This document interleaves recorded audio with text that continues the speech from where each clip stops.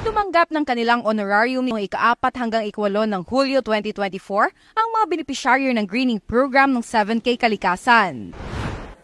Malaking tulong para kay Salvador Abad Jr., residente ng Barangay San Antonio, Bulusan at isa sa mga benepisyaryo ng 7K Kalikasan Greening Program ang natanggap nitong 3,950 pesos bilang kanyang honorarium sa 10 araw na pagtatrabaho sa ilalim ng programa.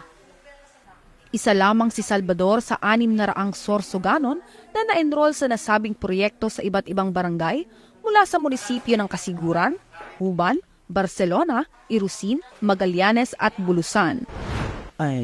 Nagpapasalamat po ako sa butihing gobernato din Buboy Hamor dahil sa kanyang programa, daniso na programa na maski diin lugar, maski nano, kaya inhimon niya siyang paraan para mapayad ang kaniya nasasakupan. Ang ginawang payout ay pinangunahan ng mga personahe ng Provincial Environment and Natural Resources Office o PENRO. Nasa 2,370,000 pesos ang kabuuang pondong na ipamahagi ng opisina sa mga benepisyaryo nito.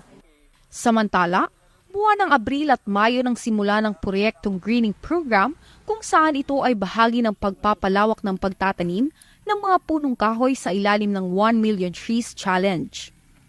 Patuloy pa rin sa ngayon ang pag-arangkada at pagmumonitor ng opisina ng PENRO para sa 7K Kalikasan Greening Program sa iba't iba nitong partner LGU. Para sa Balitang Kapitolyo, ito po si Eling Daria sa 7K Program, una ang Sorsoganon.